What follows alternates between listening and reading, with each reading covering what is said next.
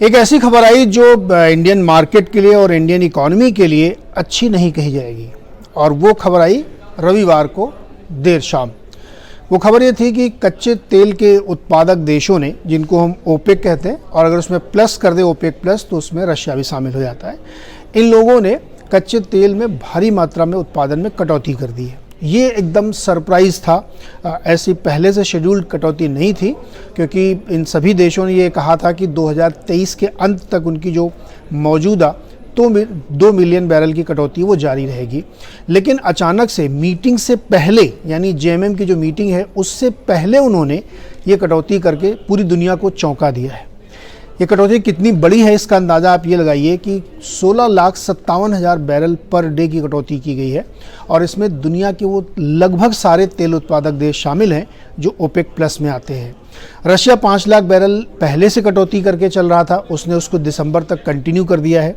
Saudi अरब ने 5 lakh barrel किया है, उसके साथ ही इराक ने 2,11,000 बैरल, यूएई ने 1,44,000, कुवैत ने 1,28,000, कजाकिस्तान ने 78,000, अल्जीरिया 48, ओमान 40 और गैबॉन तक ने 8,000 बैरल पर डे की कटौती की। तो कुल 16,57,000 बैरल की पर डे कटौती होगी। ये कटौती पूरी दुनिया के लिए एक बड़ा चौंकाने वाला फैसला था, क्योंकि किसी ने उम्मीद नहीं की थी कि इस तरह की कटौती की जाएगी।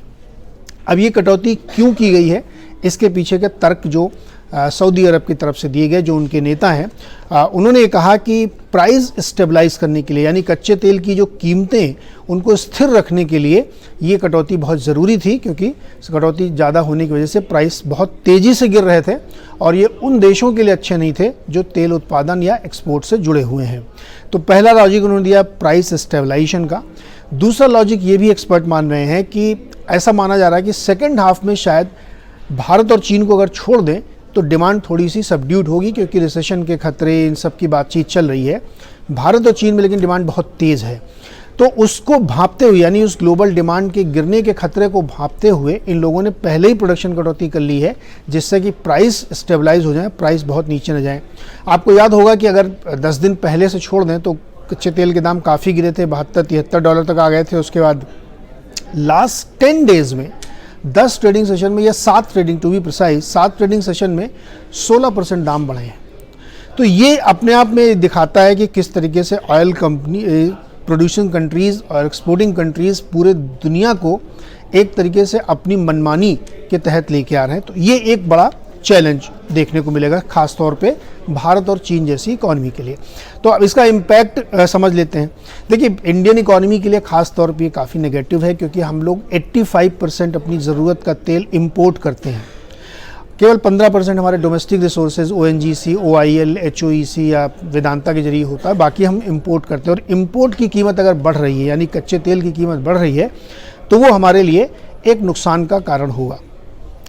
कुछ लोग ये मानते हैं कि चूंकि रशिया से हमको काफ़ी सस्ता डिस्काउंटेड तेल मिलता है, तो उससे हमको इतना ज़्यादा असर नहीं पड़ेगा। लेकिन उन लोगों को ये समझना चाहिए कि जो रशियन ऑयल है वो डिस्काउंट पे ज़रूर मिलता है, लेकिन उसकी लैंडेड कॉस्ट काफ़ी ज़्यादा हो जाती है, क्योंकि शिपिंग की कॉस्ट, इंश्योरेंस की कॉस्ट, ये सब उसमें जुड़ती है। और चूँकि उसके ऊपर बहुत सारे सैंक्शंस लगे हुए हैं, तो इसलिए शिपिंग काफ़ी कॉस्टली पड़ती है। तो बहुत बड़ा फ़ायदा अब नहीं होता है, पहले ज़रूर होता था। दूसरा, भारत में ये ध्यान रखिएगा कि हमने लगातार अपने प्राइसेस को स्टेबलाइज करने के लिए कुछ समय तक कोशिश की है, लेकिन अब चैलेंज ये है कि हमारी पूरी जो मैथ है ना वो बिगड़ जाएगी, क्योंकि गोल्डमैन सैक्स ये कह रहा है कि दिसंबर तक वो $94 का प्राइस लेके चल रहे हैं एवरेज। अगर 94 एवरेज है तो आप सोचिए कि एक बार 100 से ऊपर भी जा सकता है, 80 के नीचे भी रह सकता है, तो एवरेज आउट 94 पे होगा। तो ये एक दूसरा चिंता का कारण है। तीसरी बात, भारत के लिए चिंता ये होनी चाहिए कि RBI की क्रेडिट पॉलिसी आ रही है, जिसमें ब्याज दर बढ़ाने का दबाव है, क्योंकि फेड ने, अमेरिकी सेंट्रल बैंक ने ऑलरेडी 25 बेसिस पॉइंट बढ़ा दिए, तो भारत को भी उस दबाव में बढ़ाना पड़ेगा, वरना हमारी करेंसी कमज़ोर हो जाएगी। अब ऊपर से कच्चा तेल आ गया, तो पूरी दुनिया के लिए इंक्लूडिंग भारत एक इन्फ्लेशनरी, यानी महंगाई बढ़ाने वाला कदम ओपेक प्लस देशों ने लिया है, जिसकी बहुत तीखी आलोचना हो रही है। अमेरिकन राष्ट्रपति जो बाइडेन ने भी इसकी तीखी आलोचना की कि ये एकदम से जो सरप्राइज कदम लिया गया है ये ठीक नहीं है, तो अब मुश्किल बढ़ेंगी। इधर अब देखना पड़ेगा कि RBI इसको कैसे डाइजेस्ट करता है, क्योंकि अभी तक हम इन्फ्लेशन से जूझ रहे थे, और अब उसमें एक और, जिसको कहते हैं करेला और नीम चढ़ा वाली बात हो गई है। तो कैसे हम इसको जूझेंगे। अगले हफ्ते क्रेडिट पॉलिसी, इसी हफ्ते क्रेडिट पॉलिसी है, और उसमें ब्याज दरें बढ़ने की पूरी संभावना बनती हुई दिख रही है।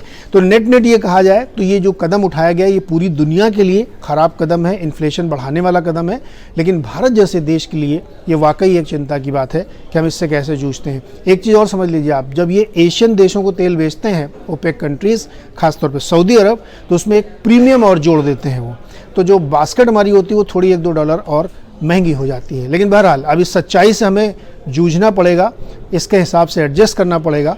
तो यानी महंगाई को थोड़ा सा हमें लगता है कि और एक चिंता बढ़ाने वाला कारण होगा।